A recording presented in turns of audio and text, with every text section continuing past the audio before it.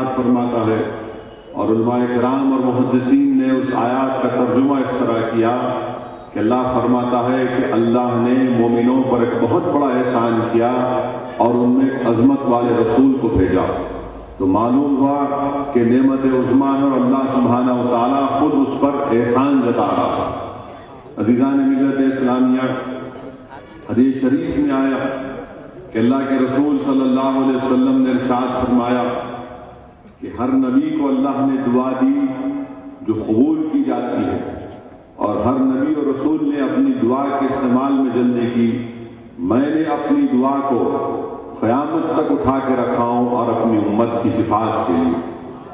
عزیزان ملت اسلامیہ، حدیث شریف میں آیا کہ اللہ کے رسول صلی اللہ علیہ وسلم نے ارشاد فرمایا کہ جو مجھ پر ایک مرتبہ درود و سلام بھیجے گا، اللہ سبحانہ و تعالیٰ اس پر اپنی 10 رحمتوں کو نازل فرمائے گا، اس کے 10 مقامات، اس کے درجات کو بلند کرے گا، اس کے 10 گناہوں کو معاف فرمائے گا۔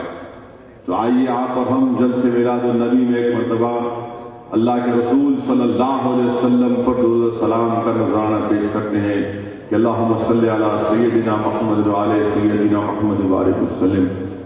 عزیزان ملت اسلامیہ، کسی اللہ والے نے اپنی کتاب میں ایک واقعہ لکھا کہ ایک آل رسول کے گھر میں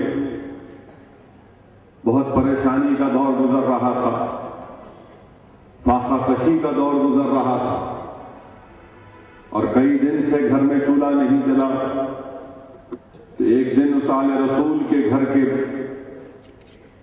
ذمہ دار نے اپنے تمام افراد خاندان کو جمع کیا اور کہا کہ آؤ آج ہم اللہ کے رسول صلی اللہ علیہ وسلم کو درود و سلام کا نذرانہ پیش کرتے ہیں۔ تمام گھر کے افراد جمع ہوئے اور سب نے مل کر درود و سلام رسول اللہ صلی اللہ علیہ وسلم کی بارگاہ میں پیش کیا، اور درود و سلام جب پیش کر رہے تھے، اس کے بعد بھوک اور فاقے کے عالم میں اس گھر کے بچیاں اور بچے سو گئے، اور اسی طرح گھر کے افراد بھی سو گئے، اور رات میں رسول اللہ صلی اللہ علیہ وسلم کا خواب میں دیدار ہوا۔ رحمت اللہ علیہ صلی اللہ علیہ وسلم ارشاد فرما رہے ہیں کہ دیکھو، صبح اٹھ کر تمہارا جو پڑوسی ہے تم اس کے پاس جانا اور جا کر یہ کہنا کہ اللہ کے رسول صلی اللہ علیہ وسلم نے تمہیں بھیجایا ہے، اور اس سے کہنا کہ تیری دعا قبول ہوئی، اور اس سے یہ کہنا کہ وہ تمہاری مدد کرے۔ جب یہ شخص صبح اٹھتا ہے، کئی دن کا بھوکا ہے، فاقہ کشی ہے، مگر چہرے پر اطمینان ہے، چہرے پر خوشی کے آثار نمایاں ہیں، تو شخص کی بیوی کہتی ہے کہ اتنے دن سے ہم بھوکے فاقے ہیں، مگر آج کیا بات ہے کہ چہرے پر کچھ اور ہی رنگ ہے، چہرے پر نہ فاقہ کشی کے آثار ہیں، نہ پریشانی کے آثار ہیں۔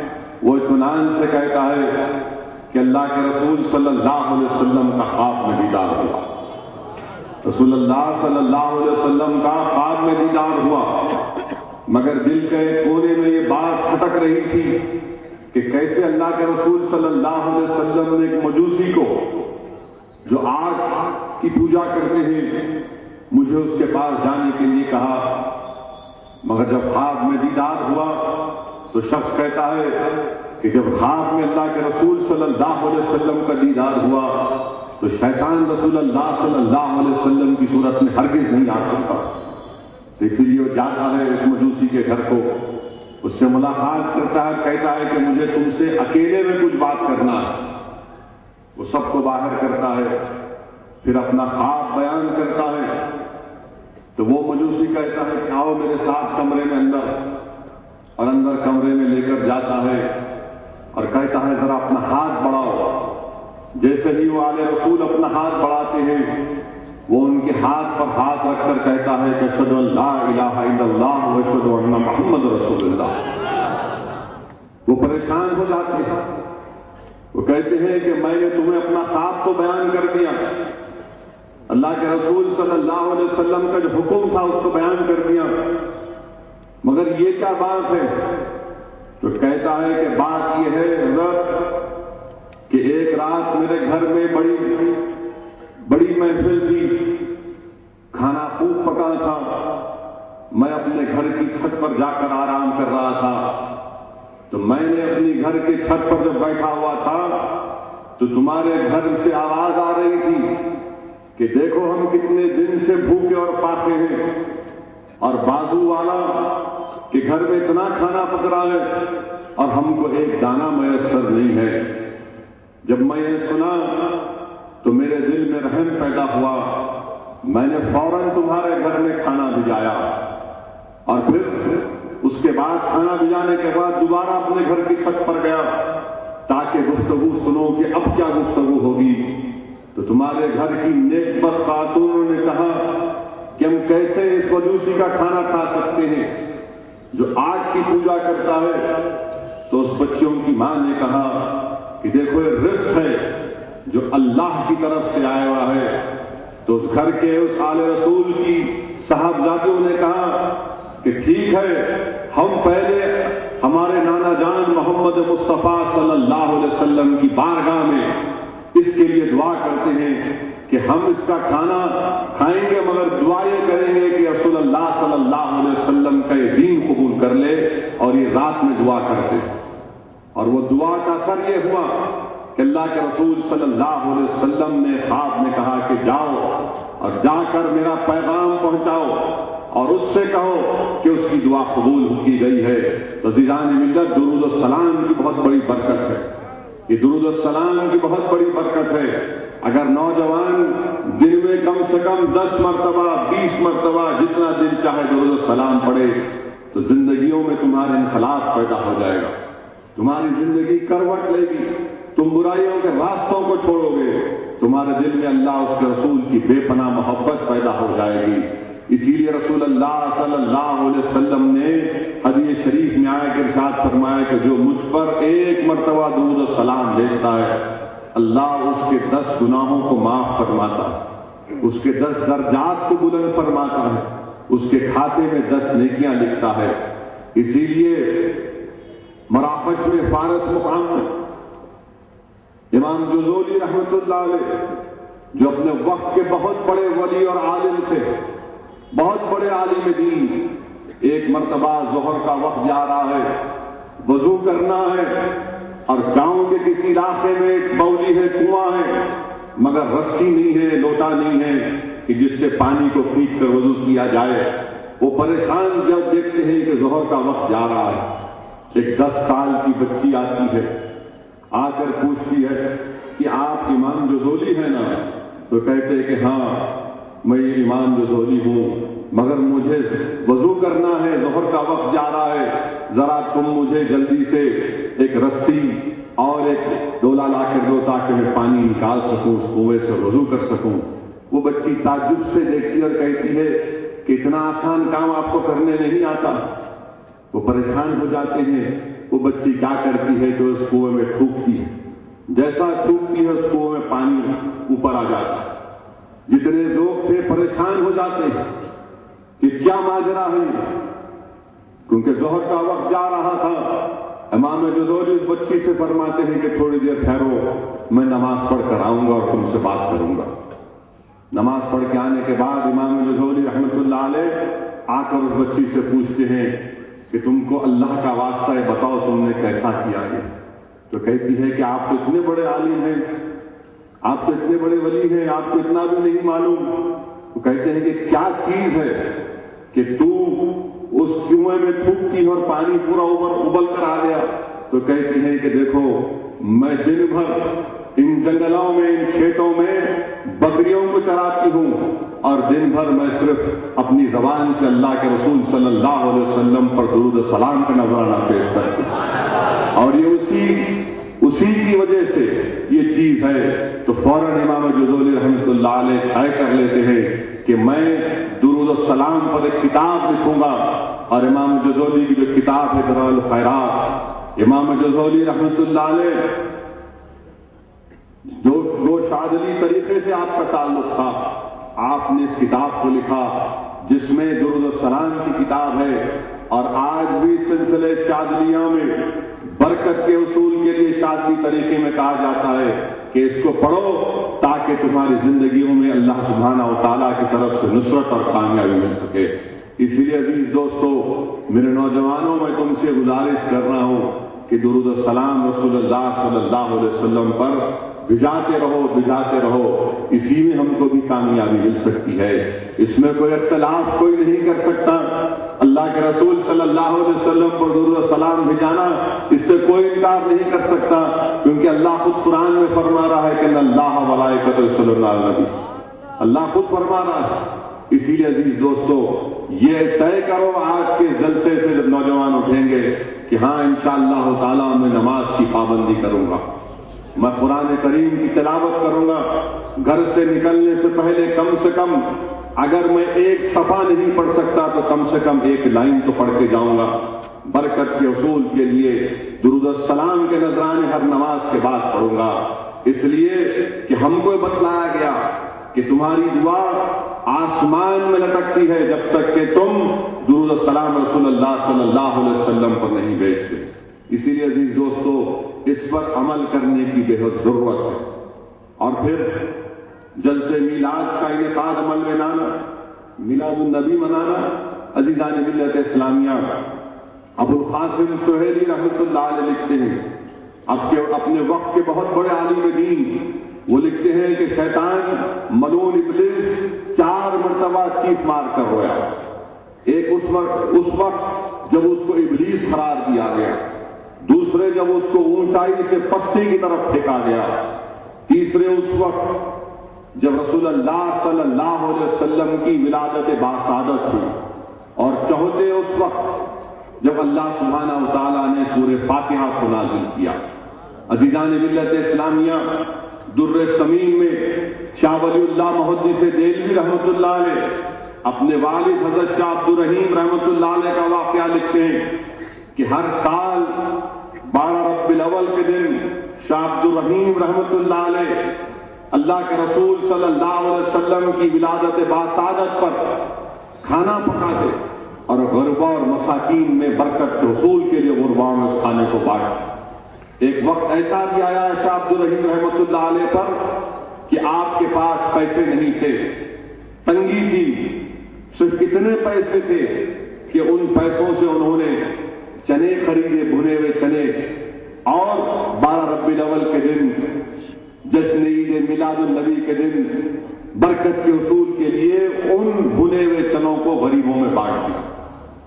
شاہ ولی اللہ محدث دہلوی لکھتے ہیں کہ ان کے والد شاہ عبد الرحیم رحمۃ اللہ علیہ رات میں اللہ کے رسول صلی اللہ علیہ وسلم کا خواب میں دیدار ہوتا ہے، اور رسول اللہ صلی اللہ علیہ وسلم کے سامنے ایک میز رکھا ہوا ہے، اس میز پر وہی بھنے ہوئے چنے رکھے ہوئے ہیں جو شاہ عبد الرحیم رحمۃ اللہ علیہ نے غریبوں میں بانٹا تھا، اور رسول اللہ صلی اللہ علیہ وسلم ان بھنے ہوئے چنوں کی طرف اشارہ کر کے ارشاد فرماتے ہیں کہ عبد الرحیم، تو نے اس کو بانٹ کر بہت اچھا کام کیا۔ عزیزان ملت اسلامیہ، یہ ہے اس طریقے سے عید میلاد النبی کو منایا جائے۔ یہ نہیں کہ رنگ ایک دوسرے پر پھینکنا، یہ نہیں کہ لوگوں کے لیے زحمت بن جانا، یہ نہیں کہ گانوں اور بجانے کے ساتھ جلوس نکالنا۔ یہ جو مزاج اور رواج ہم لوگ اختیار کر رہے ہیں، جامع نظامیہ کا فتویٰ ہے کہ غلط ہے، یہ بالکل غلط ہے۔ اگر اغیار اپنے تہوار اس طرح سے مناتے ہیں، ان کو منانے دیجیے، وہ آپ کو معلوم کہ انجام کیا ہونے والا ہے، ان کا انجام برا تھا، برا ہوگا، مگر ہرگز ہرگز ہرگز ہرگز ہم ان لوگوں کی طرح ان کی تقاریب یا ان کے طور طریقے کو نہیں اپنا سکتے۔ ہم آئینہ ہے ساری دنیا کے لیے، لوگ ہم کو دیکھ کر کہے کہ ہاں یہ رسول اللہ صلی اللہ علیہ وسلم کے غلاموں کا غلام ہے، لوگ ہم کو دیکھ کر کہے کہ ہاں یہ وہ شخص ہے جو اللہ کی وحدانیت کا اقرار کرنے والا ہے، لوگ ہم کو دیکھ کر کہیں کہ ہاں یہ وہ شخص ہے جو اللہ کے رسول صلی اللہ علیہ وسلم کو اللہ کا آخری نبی مانا۔ اسی لیے عزیزان ملت، ان طور طریقوں کو چھوڑنا پڑے گا۔ افسوس یہ ہے کہ ہم دن بدن ان تمام چیزوں میں اضافہ ہوتے سوچو تھوڑی دیر کے لیے نوجوانوں، آج تم نوجوان ہو، کل تم ضعیف ہوگے، تمہارے انشاءاللہ بچے ہوں گے. آج اگر آج تم اس طرح کے مظاہرے کرو گے تو یہ زمانہ کہاں جا کر رکے گا؟ کیا کیا چیز خرافات اس میں پیدا ہو جائیں گے، اس میں کیسی کیسی غلطیاں پیدا ہو جائیں گی. تو کیا اس وقت ہم کیا رو دیں گے؟ کیا اس وقت ہم پریشانی کے مظاہرے کریں گے؟ آج روکو اس کو. یہ تمام چیزیں غلط ہیں نوجوانوں. کسی پر رنگ پھینکنا، یہ ڈی جے گانے لگا کر جلوس نکالنا میلاد النبی کا یہ غلط ہے. یہ میں نہیں کہہ رہا ہوں، جامعہ نظامیہ کے علماء کرام کا فتویٰ. مجھے فکر ہے اس بات کی کہ اگر ہم اسی طرح بہتے جائیں گے، اسی طرح غلطیاں کرتے جائیں گے تو شیطان ہم کو کسی غلط راستے پر لے کر جائے گا. جس دن رسول اللہ صلی اللہ علیہ وسلم کی ولادت باسعادت ہوئی، ابو القاسم سہیلی فرما رہے لکھ رہے ہیں کہ اس دن شیطان رویا، چیخ مارا. کیا آج ہم اس طرح کے مظاہرے کر کر ہم کون سا اچھا کام کر رہے ہیں؟ اسی لیے میری آپ سے اپیل کر رہا ہوں کہ یقیناً جوش اور خروش کے ساتھ منانا چاہیے، مگر یاد رکھو دوسروں کی تہذیبوں کو اپنانا، دوسروں کے اختیاروں کے طور طریقوں کو اپنانا یہ صحیح نہیں ہے. یہ بالکل غلط ہے، بالکل غلط ہے. اور عزیز دوستوں، میرے نوجوانوں، حدیث شریف میں آیا، ہم کو خوشخبری دی جا رہی، ہم کو بتایا جا رہا، رحمت اللہ علیہ صلی اللہ علیہ وسلم ارشاد فرما رہے ہیں کہ حشر کا میدان ہوگا، میں 3 مقامات پر تم مجھے پاؤ گے. کیونکہ صحابی رسول صلی اللہ علیہ وسلم نے سوال کیا کہ یا رسول اللہ صلی اللہ علیہ وسلم، حشر کا میدان ہوگا، سختی ہوگی، گرمی ہوگی، سب کو اپنی اپنی پڑی ہوگی، کیا رسول اللہ صلی اللہ علیہ وسلم ہم آپ کو وہاں پر پائیں گے؟ تو رسول اللہ صلی اللہ علیہ وسلم نے ارشاد فرمایا کہ ہاں، تم مجھے 3 مقامات پر پاؤ گے. اور پہلا مقام وہ ہوگا جہاں پر میرے امتی کے اعمال تو لے جائیں گے، اگر اس کے اعمال میں کمی ہوگی تو میں اس کے اعمال کی کمی کو پورا کر دوں گا، میں اس کے اعمال میں کمی کو پورا کر دوں گا. صحابی اشتیاق سے پوچھا رسول اللہ دوسری جگہ کہاں پہ ہوگی؟ اللہ کے رسول صلی اللہ علیہ وسلم ارشاد فرماتے ہیں کہ میری امت پیاسی ہوگی، میں آب کوثر پر رہوں گا اور اپنی امت کو پانی آب کوثر پلاؤں گا. پھر صحابی رسول اللہ صلی اللہ علیہ وسلم پوچھتے ہیں یا رسول اللہ صلی اللہ علیہ وسلم تیسری جگہ کون سی ہوگی؟ اللہ کے رسول صلی اللہ علیہ وسلم ارشاد فرماتے ہیں کہ میری امت جب پل صراط سے گزر رہی ہوگی، میں پل صراط پر کھڑا رہوں گا، جبریل امین اپنے پر بچھائے ہوں گے اور میں اللہ سے دعا کرتا رہوں گا کہ رب سلم، کہ یا اللہ میری امت کو سلامتی سے گزار دے، کہ یا اللہ میری امت کو سلامتی سے گزار دے. اسی لیے کسی عاشق نے کیا خوب کہا کہ رضا پل سے اب وجد کرتے گزریے کہ ہے رب سلم صدائے محمد. ہم کو خوشخبری دی جا رہی ہے، مگر عزیز دوستو، غلامی کا حق ادا کرنا پڑتا. صرف زبان سے اقرار کر لینے سے کچھ حاصل نہیں ہوگا، زبان سے اقرار کرنے سے کچھ حاصل نہیں ہے. اگر تم کہو گے کہ ماں اپنے باپ سے کہو گے کہ ابا میں آپ سے محبت کرتا ہوں، تو باپ بولے گا مجھ سے محبت کرتا ہے نا تو نیک بن. تو آپ کیا کریں گے؟ اگر آپ اپنی ماں سے کہتے ہیں کہ اماں میں تو اس پہ سب چیز کے لیے کرنے کو تیار ہوں، اماں بولے گی بیٹا تو نیک بن جا. عزیزان ملت اسلامیہ، اللہ قرآن میں کیا فرما رہا؟ اللہ قرآن میں کیا فرما رہا ہے؟ سورہ مجادلہ میں 22ویں آیات سورہ مجادلہ میں اللہ سبحانہ و تعالی ہم تمام کو بتا دے رہا ہے محبت کیا ہے. اللہ بتا رہا ہے ہم کو رسول اللہ صلی اللہ علیہ وسلم سے. اللہ قرآن کریم سورہ مجادلہ کی آیت 22 میں فرما رہا ہے کہ تم ہرگز ان لوگوں کو نہیں پاؤ گے جو اللہ اور آخرت پر ایمان رکھتے ہیں. وہ لوگ اللہ اور اس کے رسول سے جو لوگ مخالفت کرتے ہیں ان کا ساتھ دیں گے. اللہ یہ بتا رہا کہ جو لوگ اللہ اور آخرت پر ایمان رکھتے وہ ہرگز ان لوگوں کا ساتھ نہیں دیں گے جو اللہ اور اس کے رسول کی مخالفت کرتے. اور اللہ ان کے دلوں میں ایمان کو سب کر دیا اور اللہ نے ان کو ایک روح کے ذریعے ان کو قوت بخشی اور اللہ ان کو ایسی جنتوں میں رکھے گا جس میں ہمیشہ نہریں بہیں گی. اللہ ان سے راضی، وہ اللہ سے راضی.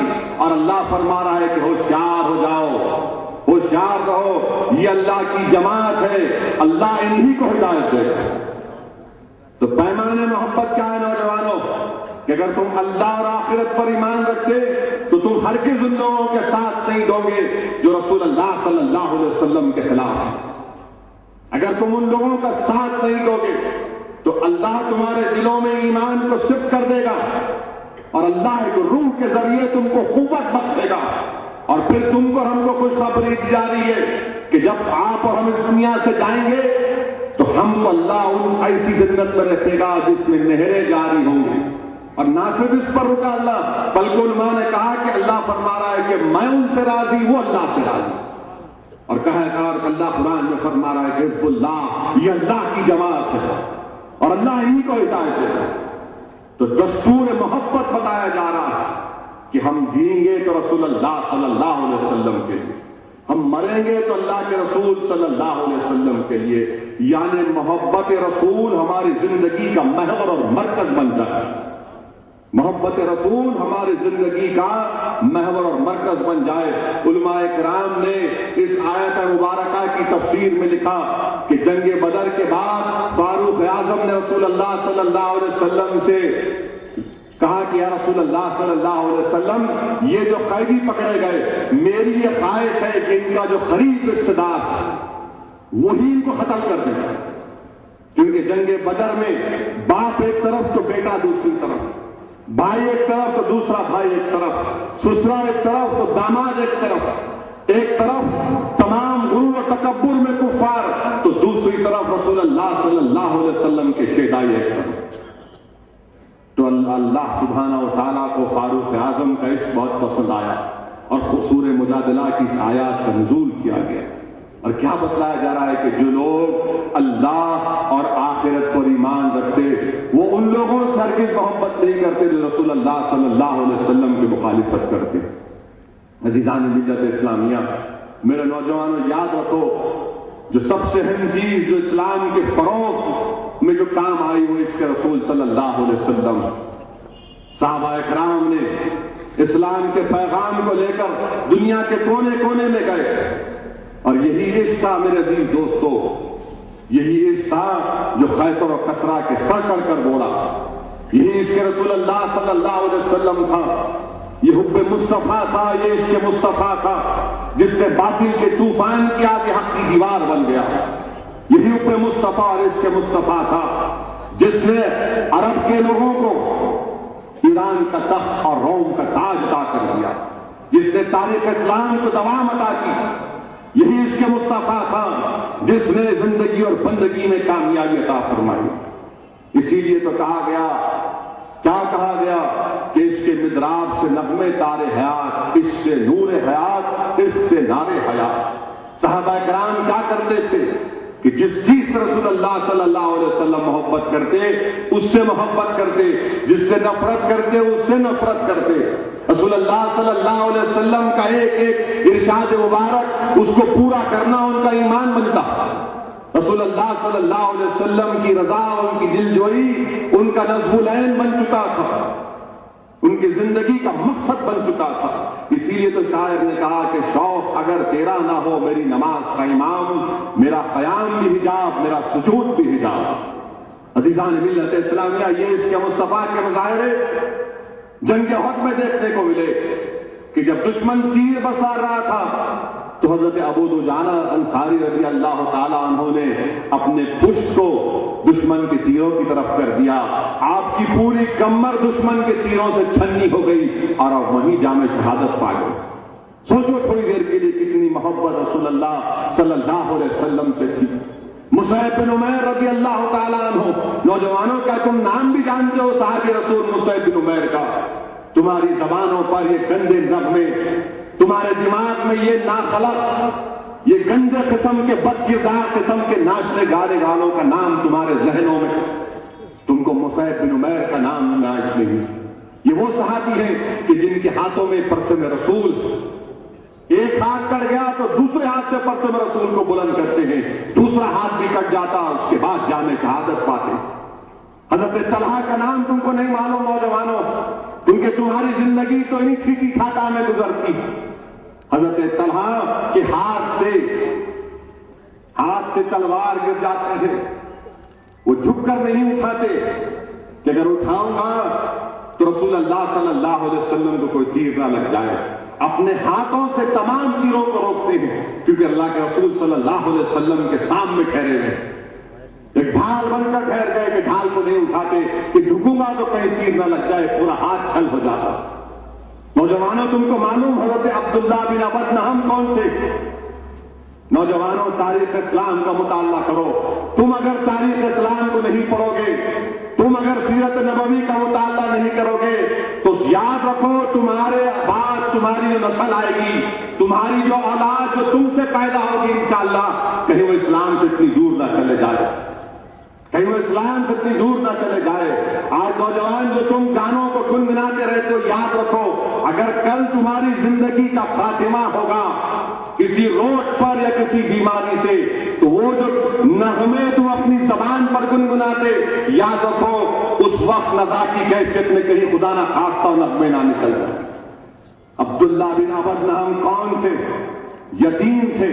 آپ کے چچا نے آپ کو پالا پوسا بڑا کیا, خوب مال اور دولت دی, خود ان کو کفیل بنایا, اور جب توحید اور رسالت کا پیغام عام ہوا حضرت عبداللہ بن ابی نہم نے اللہ کے رسول صلی اللہ علیہ وسلم کے ہاتھوں پر ایمان کو قبول کیا.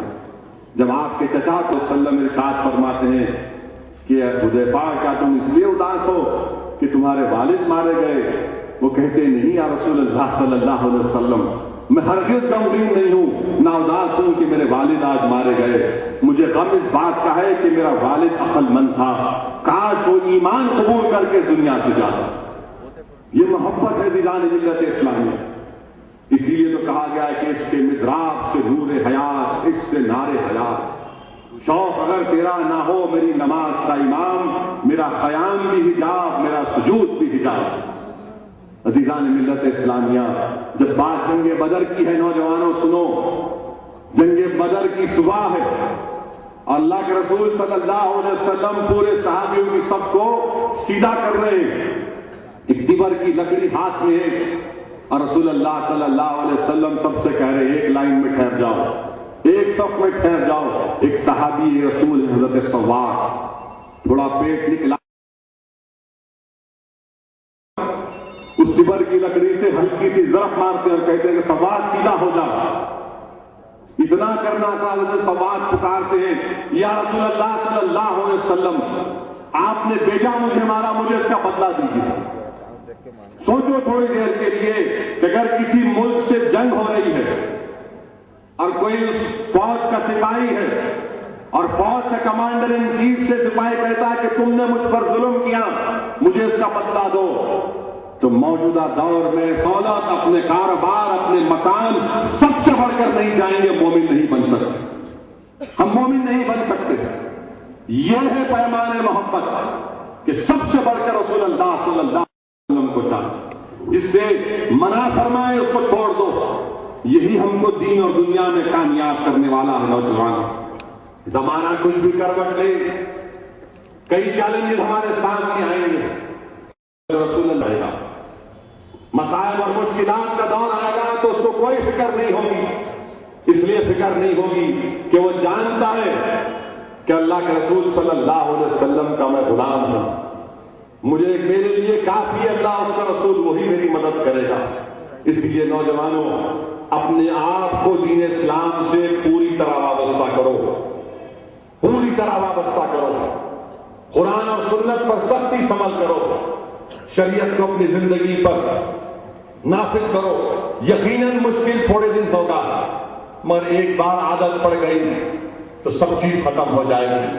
آج نوجوانوں کو بڑا شوق ہے سیل فون استعمال کرنے کا, سیل فون سے فوٹوਆਂ لیتے ہیں, سیل فون سے ہر چیز آپ کر سکتے ہیں. مگر نوجوانوں تم کو فون استعمال کب ہوتا؟ جب تم اس کو چارج کر سکتے. اس کی بیٹری چارج نہیں ہے تو سیل فون استعمال نہیں ہوتا. 1 گھنٹہ 1.5 گھنٹہ سیل فون چارج کرنا پڑتا. تو تم اپنے ایمان کو کیسا چارج کرو گے؟ تم اپنے ایمان کو کیسا فون میں سم کارڈ ڈالے تو سیل فون چلتا بھی, بیٹری چارج کرے تو چارج ہو گیا. ایمان کا کیا ہے؟ ایمان کیسا چارج کرو گے تم؟ تو نوجوانوں، اگر ایمان کو چار کے غلام بن کر مقابلہ کرنا پڑے، ہمارے پاس کوئی طاقت نہیں ہے، کیا ہمارے پاس اتنی دولت ہے جو ان ظالموں کے پاس ہے؟ کیا ہمارے پاس اتنی طاقت ہے جو ان کے پاس ہے؟ پاس دولت ایمان ہے، جس کے پاس دولت یقین ہے، دنیا کی کوئی طاقت تختے پر چڑھ کر مسکرا کر سولی پر چڑھ گئے تو کیسے صبر استقامت ملا؟ تو اللہ کے رسول صلی اللہ علیہ وسلم کی محبت کی بنا پر ملا۔ بدر کے میدان میں صحابیوں نے اپنی جانوں کو قربان کر دیا، کیسے صبر استقامت ملا؟ ایمان کی دولت پر ملا، یقین کی دولت پر ملا، اور رسول اللہ صلی اللہ علیہ وسلم سے محبت کی بنا پر ملا۔ اگر آج ان ظالموں کا مقابلہ کرنا ہے نوجوانوں، تو ہمارے پاس ایمان کی طاقت ہے، چارج کرنا ہے اس کو، چارج کرو۔ تم کو پیسے نہیں دینا ہے، پیسوں سے چارج نہیں ہوتا، یہ دولت سے چارج نہیں ہوتا، یہ کیسے چارج ہوتا ہے؟ غلامی سے۔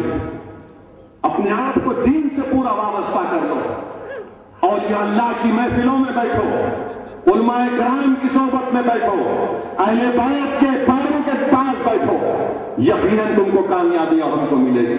کیونکہ یہ جو فتنہ اٹھ رہا ہے ہمارے ملک میں، یہ فرقہ پرستی کا جو فتنہ اٹھ رہا ہے، RSS کا فتنہ اٹھ رہا ہے، ہم تمام پر ذمہ داری آئی ہوتی ہے کہ ہم اس کو روکیں۔ یہ فتنہ ملک کے لیے ٹھیک نہیں ہے، یہ ملک کمزور پڑ جائے گا اگر یہ ہندوتوا کی تہذیب اور تمدن کو ماننے والے دوبارہ دلی کا اقتدار اگر خدا نہ خواستہ ان کو مل جائے گا تو ہمارا کام ہے کہ ہم ان کو روکیں۔ اور مجھے پوری امید ہے کہ ہندوستان کے 20 کروڑ مسلمان متحدہ طور پر ان ظالموں کو روکیں گے، اور روکنا ہمارا بنیادی فرض ہے۔ حب الوطنی ہم سے کہتی ہے کہ ہندوستان کو بچانا ہے تو ان ظالموں سے بچانا ہے، اور پہلا کام یہ کرنا ہے کہ عنبر بیگ سے یہ سنگ پریوار کے چڈی والوں کا سیاسی طور پر ان کو یہاں سے بڑھانا ہے۔ اور کیسے ان کو بگائیں گے؟ کیا پروگرام بنائیں گے؟ یقیناً ایک اسٹریٹجی بنانا پڑے گا، ایک پروگرام بنانا پڑے گا تاکہ سانپ بھی مر جائے اور لاٹھی بھی نہ ٹوٹے۔ یہ پروگرام بنائیں گے انشاءاللہ تعالی، اور آپ تمام کو اگر وہ کام کرنا ہے تو سب سے پہلے متحد رہنا بہت ضروری ہے، اتحاد اور مضبوط کرنا ہے اور دشمن کو شکست دینا ہے۔ یہ بڑے خواب دیکھ رہے ہیں تلنگانہ بنے گا تو 70 MLA جیت کے، یہاں کا MLA بول رہا ہے کہ میں چیف منسٹر بنوں گا، انہوں چیف منسٹر بننے کا خواب، وہ موزی خواب دیکھ رہا وزیر اعظم بننے کا۔ ارے دونوں سن لو، تمہارا خواب کو چکنا چور سرزمین دکن کے غیور نوجوان کریں گے، تمہارے خواب کو چکنا چور کریں گے سرزمین دکن پر۔ آج بھی ہزاروں کی تعداد میں اہل دل ہیں جو رات کے اندھیروں میں اٹھ کر اپنے آنکھ سے آنسو نہیں خون کو ٹپکاتے اللہ کے خوف میں اور رسول اللہ صلی اللہ علیہ وسلم کی محبت میں، اور اللہ ضرور ان اہل دل کے آنسوؤں کی لاز رکھے گا اور تمہارا خواب ہاتھ ہی رہے گا۔ ارے سن لو موزی، سن لے کہ یہاں پر تیرے چمچے اگر تلنگانہ میں یہ خواب دیکھ رہے ہیں تو میں تو یہی کہوں گا کہ دلی کے خواب میں کھچڑے اور کبھی عزیز دوستو، نعروں میں اپنے جذبات کو مت بہاؤ، نعروں میں اپنے جذبات کو مت بہنے دو، بلکہ ایک پروگرام کے تحت کام کرنا پڑے گا، ایک پروگرام کے تحت کام کرنا پڑے گا، ایک ایک ووٹ کا استعمال کرنا پڑے گا، ایک ایک ووٹ کا استعمال کرنا پڑے گا۔ ہم موزی کو روکیں گے، یہ تیلگو دیشم جا کر اس سے مل لے، کوئی بھی مل لے اس سے فرق نہیں پڑے گا۔ ہم کو اگر روکنا ہے تو اللہ کے آگے سر کو جھکانا، رسول کے دربار میں دل کو جھکانا، اور پھر اللہ سے بھیک مانگنا کہ پروردگار تو ہم کو وہ عزت بخش کہ ہم اپنے ہاتھوں سے ان ظالموں کے عزائم کو توڑ سکیں، ان کے خواب کو چکنا چور کر سکیں۔ اور مجھے اللہ کی ذات پر پورا بھروسہ ہے کہ رب العالمین لطیف ہے، رب العالمین لطیف ہے، وہ ضرور ہم کو اعزاز بخشے گا کہ ہاں یہ سب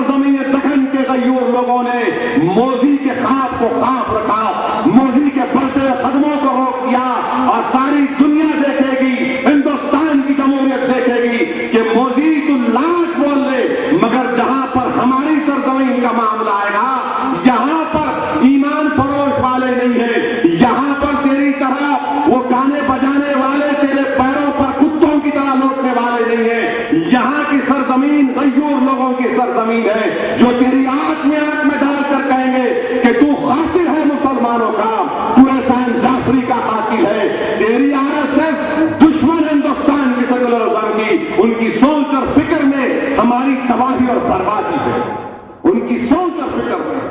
کیا کہا گوا میں مودی نے؟ گوا میں مودی نے کہا کہ واحد ریاست ہے جہاں پر یونیفارم سول کوڈ ہے۔ آپ اندازہ لگائیے اس کی زہر کا، اس کی زہر کا اندازہ لگائیے، جو 14 سال کی عمر میں اپنی ماں کو چھوڑ کے بھاگ گیا اور اپنی کتاب میں لکھتا کہ میری جبرن شادی کرا رہے تھے اس لیے بھاگ گیا۔ شادی کرا رہے تو بھاگ گئے، شادی سے اتنا ڈر گئے، بھاگ گئے جو 14 سال کی عمر میں اپنے گھر کو چھوڑ کے بھاگا اور RSS کے گھر میں جا کر پڑھا لیا۔ اس سے سیکولرزم کی امید مت رکھو، اس سے سیکولرزم کی امید مت رکھو، ہرگز مت رکھو اس سے امید۔ یہ اقتدار میں آنے سے پہلے کی باتیں ہیں۔ ہم گئے گجرات کو، ہم جانتے ہیں آج بھی گجرات میں ایسے کئی لاکھوں کی تعداد میں ہمارے بچے ہیں جن کو پری میٹرک اسکالرشپ نہیں ملتی۔ یہ گجرات کی گورنمنٹ نہیں دیتی، پھر بولتے نہیں ہم خلاف نہیں ہیں، ہم کسی کے خلاف نہیں ہیں۔ ان کا نعرہ ہے سب کا وکاس سب کا ساتھ۔ کہاں کا وکاس، کہاں کا ساتھ؟ آج کہتا ہے مودی، کیا کہتا ہے کہ شنڈے ہوم منسٹر نے جو خط لکھا کہ مسلم نوجوانوں کو جو گرفتار کیا جا رہا ہے اس پہ احتیاط برتو، تو یہ BJP کہتی ہے کیسے احتیاط برتنا؟ کیا مذہب کے نام پر کسی کو گرفتار نہیں کرنا؟ ٹھیک ہے، اگر تمہاری بات کو مان لیا جائے، تمہاری بات میں دم ہے، صحیح ہے، کیا مذہب کو دیکھیں گے؟ اگر کوئی قانون جرم کرتا ہے تو مذہب نہیں، قانون مذہب کو نہیں دیکھتا، ٹھیک ہے میں مانتا ہوں، مگر ہم کو تو یہ تو بتاؤ کہ احسان جعفری کو تم نے اس لیے مارا تھا کیونکہ وہ ہندو تھے؟ کیا تم نے احسان جعفری کو اس کے جسم کے ٹکڑے کر کے جلا دیے اس لیے؟ کیا تم نے نرودا پاٹیا کی روڈ کو تباہ و برباد کیا؟ کیوں؟ کیا مسلمان تھے بول کے؟ یہ مذہب کا نام کیسے آ گیا تھا؟ سہراب الدین تھا ہوگا، کوئی بھی تھا ہوگا سہراب الدین، اس کے خلاف مقدمے تھے ہوں گے، قانون کو استعمال کرنا تھا، آپ لے جا کر گولی کیسے مارے؟ پھر سہراب الدین کی بیوی کو گولی مار کر اس کی لاش کو جلا دیے۔ بیس بیکری کا کیس، کون تھے وہ لوگ؟ کیا جرم کیا تھا انہوں نے؟ کتنے باتیں تم سے کہوں، مگر نہیں، آج نئے ہتھ کنڈے استعمال کر رہے ہیں۔ نہیں مودی ہے، موسی ایسا نہیں ہے، وہ فلاں ہے۔ اب تو حد تو یہ ہو گئی کہ انکم ٹیکس کو برخاست کرنے کے لیے بابا رام دیو ایکسپرٹ بن گئے، جو ناک بن کر کے پیٹ کو ہلانے والا اس کو انکم ٹیکس مانو۔ انکم ٹیکس نہیں دینا کر، باہر چارٹرڈ اکاؤنٹنٹ ہے، پورا انکم ٹیکس کا قانون ان کو معلوم، انہوں بیٹھ کے بول رہے۔ وہ کہاوت ہے نا کہ ایک اندھا دوسرے اندھے کو لے کے جا رہا، انہوں ساتھ چل رہے، نہیں انکم ٹیکس نہیں دینا کہ اچھا کیسا نہیں دینا بھائی بتاؤ، کیا نہیں دینا؟ ارے جس شخص کو یہ نہیں معلوم الیگزینڈر کہاں تک آیا، جس شخص کو موہن داس کرم چند کا گاندھی کا نام نہیں معلوم، بابا قوم کا، جس شخص کو جو RSS کی جو سب سے بڑے لیڈر ہے شیاما پرساد مکھرجی، ان کے بارے میں نہیں معلوم، موہن داس کرم چند کو موہن لال، شیاما پرساد کو شیاما لال، پھر ہندوستان کے خاص دیکھ رہا یہ لال۔ انشاءاللہ تعالی ہاں آپ کو ہم کو محنت کرنا ہے۔ کانگریس پارٹی نئی دمخم نہیں رہا ان میں، ایسا دکھ رہا کہ تھک کے بیٹھ گئے بیچارے، بہت کر لیے نا حکومت، 10 سال ہو گئے، اب ان کو سمجھ میں نہیں آ رہا کیا کرنا۔ تلنگانہ کی بات مجلس اتحاد المسلمین نے صاف اور واضح الفاظ میں کہہ دیا، کیا کہا کہ ہم آندھرا توڑنے کے خلاف ہیں، اب آپ توڑ رہے تو ہماری پالیسی، ہم نے کہہ دیا کہ حیدرآباد پہ کوئی کمپرومائز نہیں، ہم نے کہا حیدرآباد پہ کوئی کمپرومائز نہیں کہہ سکتے۔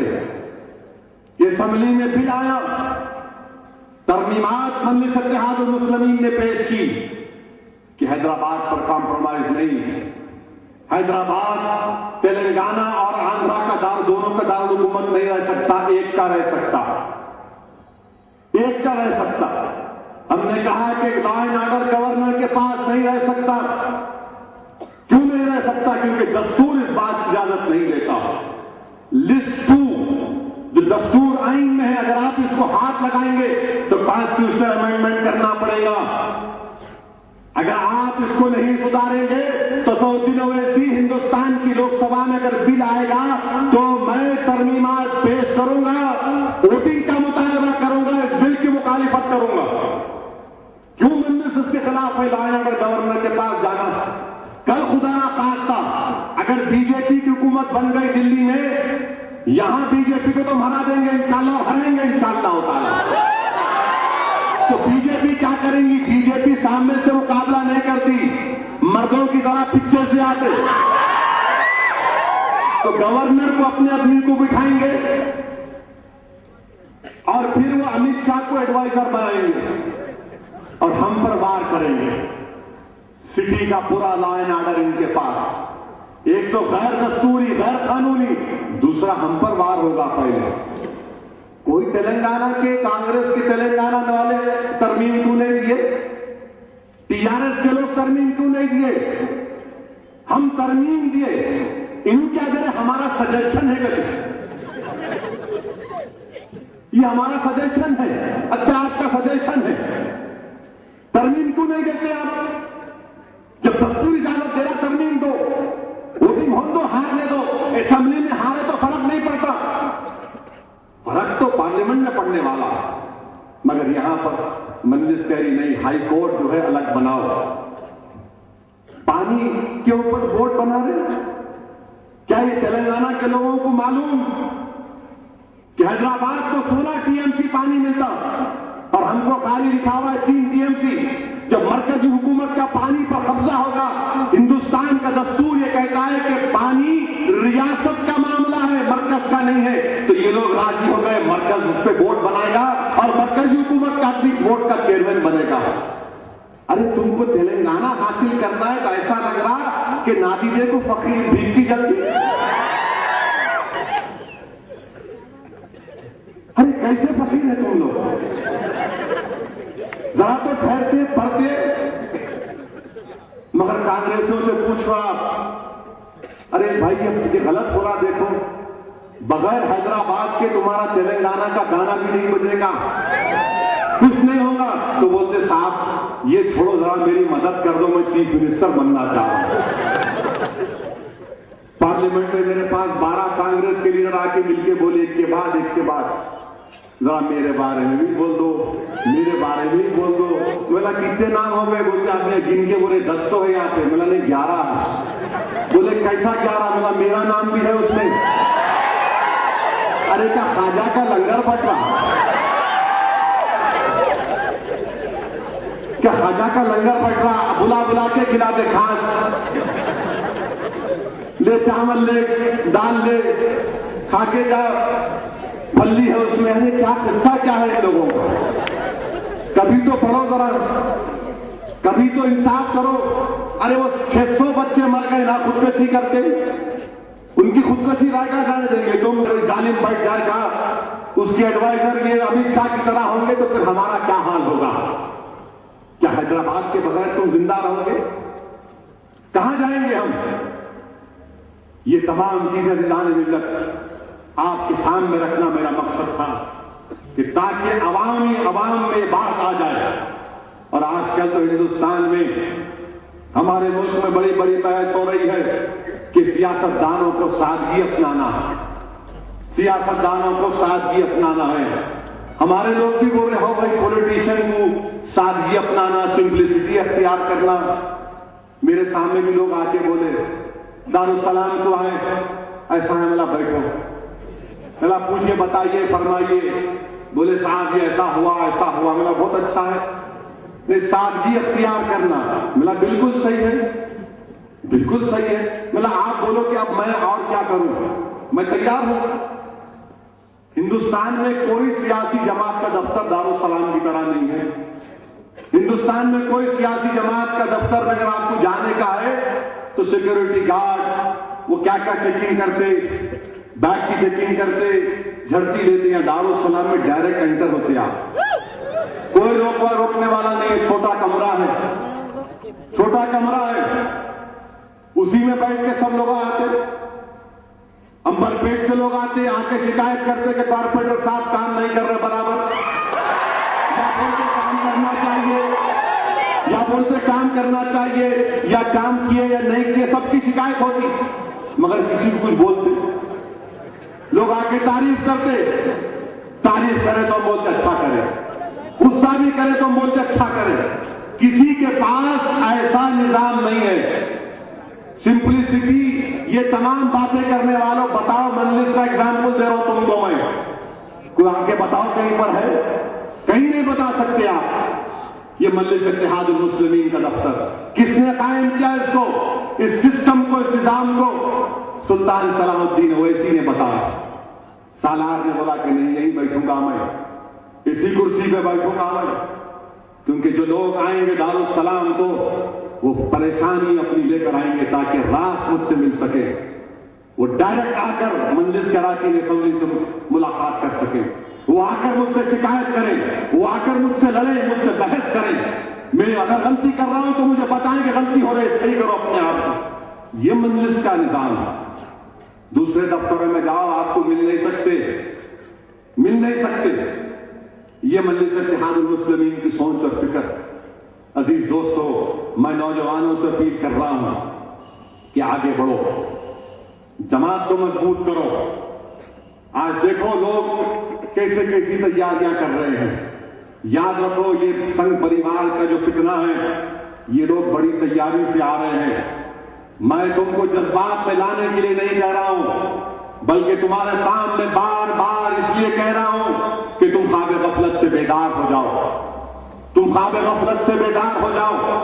اگر تم یہی سمجھ رہے کہ نہیں کچھ نہیں ہوگا، نہیں میرے دوستو، اس باطل کے طوفان کا مقابلہ کرنا ہے. اگر ہم اتحاد پیدا کریں گے، مسلکی اختلافات کو تھوڑی دیر کے لیے باہر رکھیں گے، تو ہم حق کی دیوار جب بنیں گے تو اس باطل کے طوفان کا مقابلہ کر سکیں گے. یہ طوفان بڑا خطرناک ہے، یاد رکھو. یہ طوفان آ کر اگر غالب ہو جائے، اس کے بعد اگر تم کہو گے کہ ہاں ہم نے سنا تھا، کہنے والے نے کہا تھا، مگر بہت دیر ہو جائے گی. ایک گجرات ہمارے لیے کافی ہے. اگر اللہ احمد آباد کو سرزمین کو زبان دے گا، جس جگہ کو ہمارے خون سے لال کیا گیا، تو احسان جعفری کی روح تم سے پکار کر کہہ رہی ہے کہ وہ غلطی ہرگز مت کرو جو سرزمین احمد آباد کے لوگوں نے کی اور اس کا بھروسہ کیا. وہ نوڈا پاکیا کی روح اگر اللہ زبان دے گا تو پکار کر کہے گی کہ ہوشیار رہو، متحد رہو، مضبوط ہو جاؤ، ایک مرکز سیاسی سے وابستہ ہو جاؤ. اسی لیے میرے عزیز دوستو، متحد رہو. ہو سکتا ہے کہ مجھ میں کمزوری ہوگی، ہو سکتا ہے کہ آپ ناراض ہوں گے ہم سے، مگر یاد رکھو یہ جماعت تمہاری ہے، یہ جماعت تمہاری ہے، یہ جماعت تمہاری پہچان ہے، یہ جماعت تمہاری طاقت ہے، یہ جماعت تمہاری شناخت ہے، اور یہ جماعت دشمنوں کی آنکھوں میں پھٹکتی ہے. اور یاد رکھو نوجوانوں، یہ جماعت پورے ہندوستان میں ایک چراغ ہے جو مشرکین کے طوفانوں میں چل رہا ہے سرکار کے صدقے میں. اس چراغ کو زندہ رکھو، اس چراغ کی روشنی کو اور اضافہ کرو، تاکہ ایسے چراغ ہندوستان کی ہر ریاست میں جلے، تاکہ اس چراغ کی روشنی ہمارے لیے کارآمد ثابت ہو اور دشمن کے گھر میں اندھیرا ہو. یہ ہم کو کام کرنا ہے. اگر ہم یہ کام نہیں کریں گے، اگر ہم آپسی یہی چیزوں میں لڑتے رہیں گے، تو یاد رکھو نقصان ہمارا ہونے والا ہے. امبر پیٹ میں سازش کی گئی ہم سے، کانگریس نے سازش کی اور یہ کامیاب ہو گیا. اب کے بعد اس کو ہرانا ہے انشاءاللہ. اس کو ہرانے کا ہے.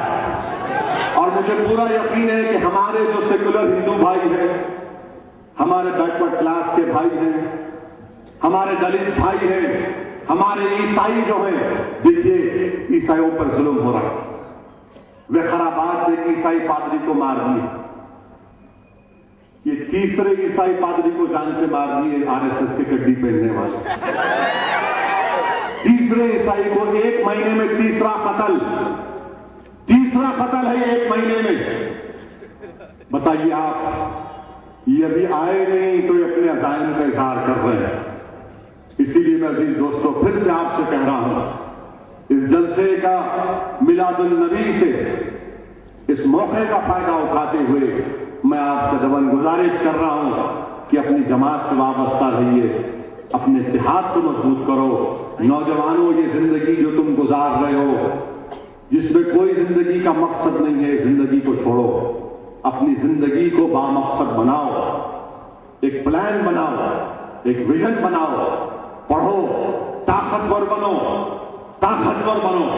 دولت کماؤ، طاقتور بنو، علم حاصل کرو، طاقتور بنو، کردار اچھے کرو، طاقتور بنو، ماں باپ کی خدمت کرو، تم طاقتور بن جاؤ گے، علماء کی صحبت میں بیٹھو، تم طاقتور بن جاؤ گے، اہل بیت سے محبت سے پیش آؤ، تم طاقتور بن جاؤ گے، اللہ کے رسول صلی اللہ علیہ وسلم کے غلام بن جاؤ، ساری دنیا تمہارے غلام بن جائے گی، ساری دنیا تمہارے غلام بن جائے گی۔ اسی لیے جلسے سے یہی پیغام دے رہا ہوں کہ انشاءاللہ تعالی ہم متحدہ طور پر ان ظالموں سے مقابلہ کریں گے، اور بہت دن ہو گئے ہیں جلسے حالات حاضرہ پر پیش میں نہیں ہوا۔